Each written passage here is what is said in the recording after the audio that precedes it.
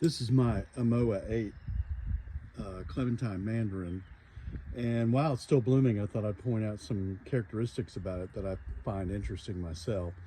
This is one I protect during the winter, or did last winter, and covered it with 2 layers of frost cloth, and covered it with, and had a barrel, C9 lights, and as needed a fish aquarium heater. So it came through with flying colors, and it's been blooming like crazy for a while now.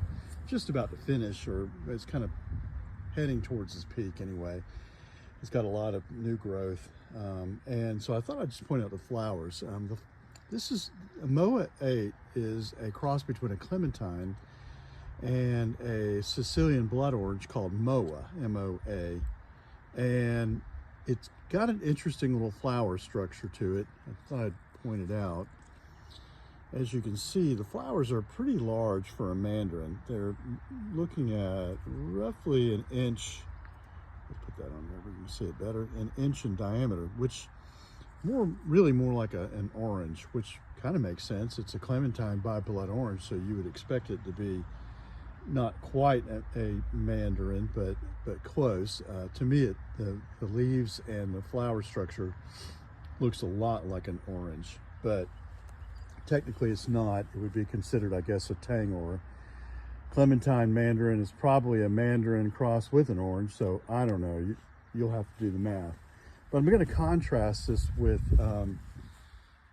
Tango mandarin, which also it's an irradiated murcot.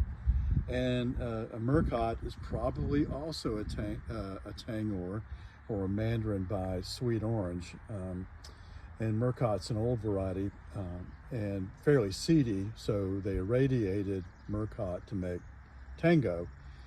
It's extremely vigorous. The fruit tend to be close to seedless and mainly seedless. The flavor quality is really good. But so by contrast, though, here's the flower on a Tango, and you can see it's maybe a little over a ½ inch, maybe a little approaching 3/4 of an inch, so a good bit smaller than Amoa 8 and much more mandarin-like.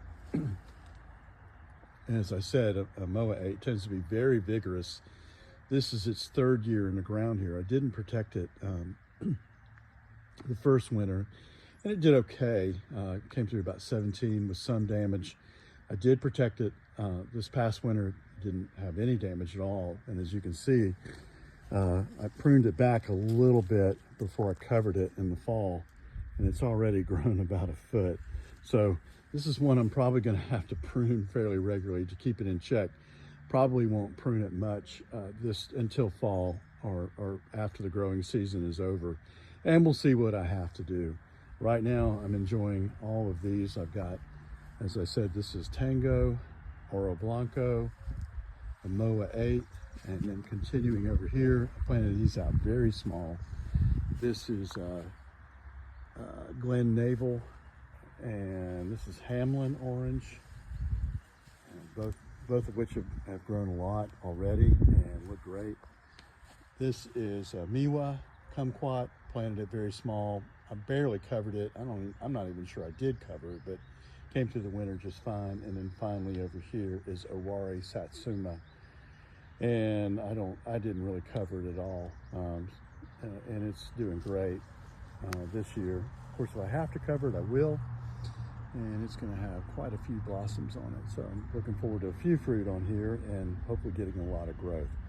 So just a couple little characteristics that I thought I'd point out from my citrus in the ground.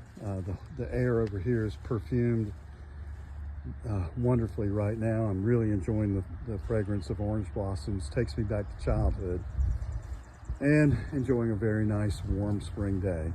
I hope you are too, and have a great one. See you soon. Thank you.